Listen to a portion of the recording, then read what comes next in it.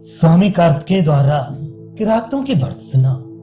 तदनंतर इंद्रपुत्र अर्जुन के बाणों से उस रणभूमि के जीव जंतु अत्यंत व्याकुल हो गए और किरातों की वह सेना अपने विशाल धनुष्यों और बाण आदि हथियारों को छोड़ छोड़कर सभी दिशाओं में भाग निकली। प्रमथगण मानो भगवान शंकर को बिना देखे ही भाग निकले। सच है, संकट के क्षणों में उद्विग्नता से विचलित मन मुग्ध हो ही जाता है, अर्थात कुछ भी सोच विचार नहीं पाता। विजय की आशा छोड़कर भागती हुई उस किरात सेना को देखकर कपिध्वज अर्जुन के मन में बड़ी दया आई। अर्जुन को अपने शत्रु पर दया क्यों आई, इसका कारण बताते हैं। अनेक प्रकार के यत्नों द्वारा क्षुद्र शत्रुओं को वशवर्ती बना लेने पर बड़े लोग जो अनुकंपा दिखाते हैं, उससे उनकी महत्ता प्रकट होती है। अर्थात अपने पौरुष से पराजित किए गए शत्रु पर करुणा प्रकट करना महान पुरुषों को शोभा देता है। तलवार, बाण और धनुष को धारण किए हुए यान साध्य एवं अयान साध्य दोनों प्रकार के वीरों के पास पहुंचकर उनके स्वर्ण गज आदि को प्राप्त करने वाले सुंदर भाग्यशाली शोभा युक्त शांत एवं शंकर जी के पुत्र स्वामी कार्तिकेय को मार भगाने वाले पैतरे बदले हुए अर्जुन की उस रणभूमि में विचित्र शोभा हुई। अर्जुन ने भय से विवल होकर भागते हुए उन प्रमथ गणों का पीछा मंद गति से ही किया। महान तेजस्वी लोग पीड़ितों को अत्यंत पीड़ित करना नहीं चाहते। तदनंतर इस प्रकार से सेना को भागते हुए देखकर उसके अग्रभाग में हंसते हुए तिरछे खड़े होकर स्थिर कीर्ति वाले स्वामी कार्तिकेय चित्त में कुछ खिन्न होकर उन प्रमथ सैनिकों से बोले, आप लोग क्रीड़ा और युद्ध में समान रुचि रखने वाले हैं। युद्ध को छोड़कर इस प्रकार पलायन न करें। आप लोग अमरों को पराजित करने वाले प्रमथ हैं, फिर उनसे भिन्न सामान्य लोगों की भांति इस प्रकार अपने यश को क्यों नष्ट कर रहे हैं। सूर्य की किरणों के संपर्क से द्विगुणित तेज वाली ये आप लोगों की व्यर्थ के ऊपर उठी हुई बड़ी बड़ी तलवारें मानो आप लोगों का प्रयास सा कर रही हैं, क्योंकि जो लोग रणभूमि छोड़कर भाग रहे हैं उनको ऐसी चमकती हुई और ऊपर उठी हुई तलवारों से क्या लाभ है।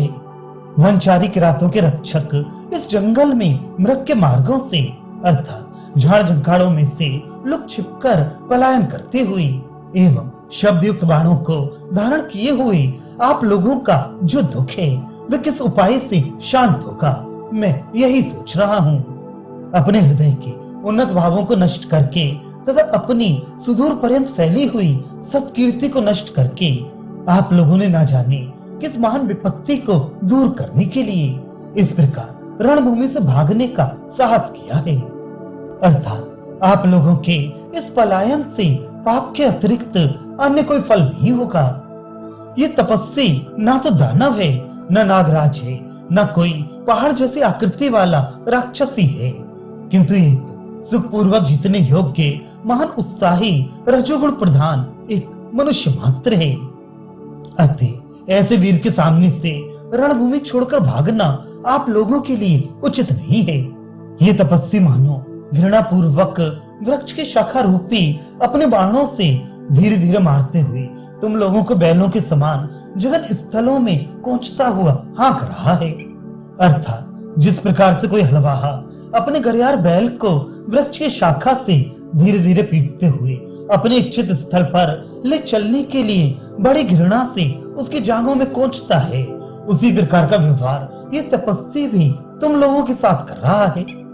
हे अनेक मुखों वाले प्रमथगण, जो नीच पुरुषों से पराजित हो जाता है वह मनुष्य नहीं है, तथा जो नीचों को पराजित करने वाला है वह भी मनुष्य नहीं है। किंतु आप लोग तो नीच पुरुष से न केवल पराजित ही हुए हैं बल्कि डरकर भागे भी जा रहे हैं। अतः आप लोगों को क्या कहा जाए। जिसका स्वामी पराजित नहीं होता वह पराजित नहीं समझा जाना चाहिए। अत्यंत पीड़ित को पीड़ा पहुंचाने वाला पुरुष निर्दोष नहीं प्रत्युत नीच है। जो लोग पहले गुणों का अर्जन करते हैं और पीछे उनसे च्युत हो जाते हैं उनसे तो अत्यंत निर्गुणी पुरुष ही श्रेष्ठ है, क्योंकि स्वभावतः मणि से भिन्न वह अलंकार श्रेष्ठ है। किंतु वह अलंकार तो अच्छा नहीं है जिसकी मणि गिर गई हो। तात्पर्य है कि युद्ध को छोड़कर इस प्रकार भागने से अच्छा तो यही था कि युद्ध किया ही न जाता।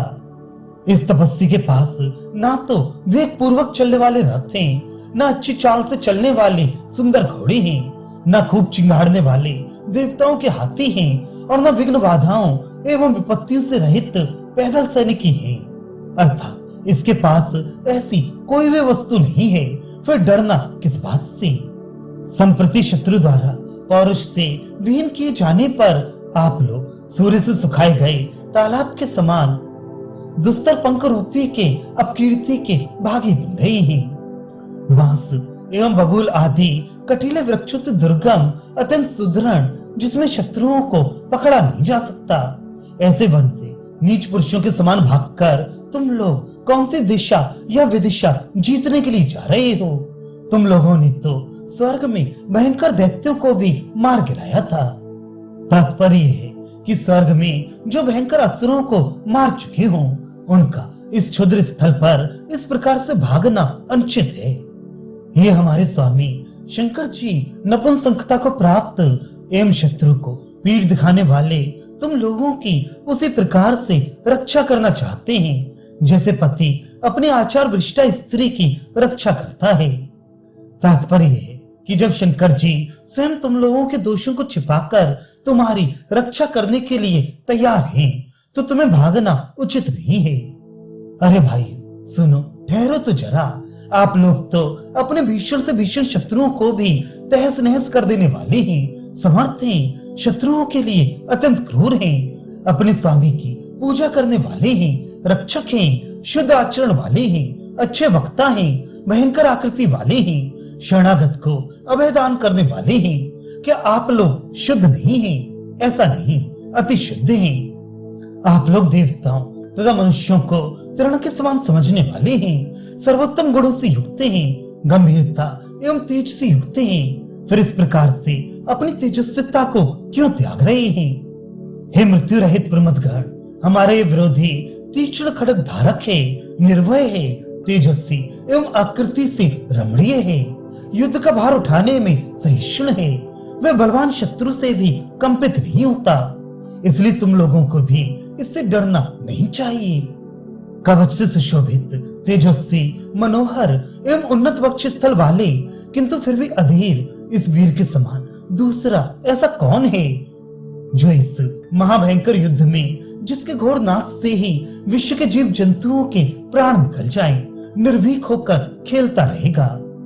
असुरों से होने वाले उस महान भयंकर युद्ध में, जिसमें कि क्षत विक्षत अश्व के अंगों से रथों के मार्ग अवरुद्ध हो जाते हैं एवं मारे गए हाथी रूपी पहाड़ों से रक्त रूपी जल की धारा बहने लगती है, जो देवताओं को उत्साह देने वाला रहता है, जिससे वाक कला बहुत थोड़ा थोड़ा होता है, जो अवसर प्राप्त होने पर रण चातुरी द्वारा शत्रुओं को युद्ध में प्रयुक्त करने वाला है, मद वहाने वाले गजराज की घटा से व्याप्त रहता है, कौवों को आमंत्रण देने वाला होता है, और निरुत्साही एवं उत्साहियों को समान रूप से परिश्रम कराने वाला है, जिसमें शिरविहीन कबंधों की उछल कूद से भड़के हुए अश्वों से उनके सारथी गिरकर नीचे पड़े रहते हैं, और खाली तरकसों में हवा भर जाने से जो शब्द होते हैं, उससे उन आहत अश्वारोहियों के कान के पर्दे फट जाते हैं और वे मर जाते हैं। ऐसे भयंकर युद्ध में जो बलवान हैं, उन्हें आनंद मिलता है, और जो डरपोक हैं, उनका क्रोध नष्ट हो जाता है। क्रोध की अधिकता से इसमें खूब शोर मचा रहता है, और भयंकर मार काट वीरों में परस्पर उत्साह की वृद्धि होती है। आप लोगों ने पूर्व काल में असुरों के ऐसे महाभयंकर युद्ध में, जो समस्त लोक को भय से कपा देने वाला था, विकट पौरुष दिखलाया था, किंतु इस युद्ध में उसी पौरुष को नष्ट भ्रष्ट कर दिया। इस प्रकार से स्कंद कुमार द्वारा लौटने की आज्ञा देने पर भी अनेक मार्गों से भागते हुए उन प्रमथ सैनिकों को रोकते हुए अंधकासुर के शत्रु भगवान शंकर तनिक मुस्कुराते हुए वहां आकर स्वयं उपस्थित हो गए। तपस्वी अर्जुन के बाण रूपी अग्नि से जले हुए और अब लज्जा पूर्वक रणभूमि में लौटते हुए उन प्रमथ सैनिकों को भगवान शंकर ने अपने मत डरो मत भागो आदि निषेध वचन रूपी शीतल जल से आनंदित किया। अर्जुन के बाणों से संतप्त, बल में विपक्षी से हीन, निशब्द दृढ़े हुए तीक्ष्ण बाणों से चारों ओर विद्ध उन प्रमुख सैनिकों ने उस रणभूमि में इस प्रकार की सांत्वना भरी वाणी से सुख पहुंचाने वाले भगवान शंकर को बहुत कुछ समझा। शत्रु के दुस्तर एवं विकट शर रूपी समुद्र में पड़ी हुई वे प्रमथों की सेना भगवान शंकर को दूसरे पार के तट की भांति पाकर पुनः जी उठी।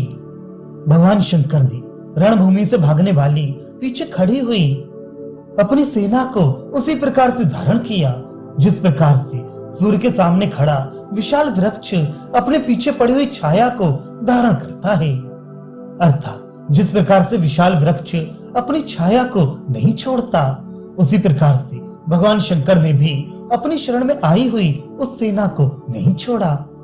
भगवान शंकर ने अर्जुन पर जिस क्षण बाण संधान किया, उस क्षण उनके धनुष की टंकार से पूर्ण इंद्रकील पर्वत मानो विदीर्ण सा होते हुए तथा दिशाओं को प्रतिध्वनित करते हुए भीषण शब्द करने लगा।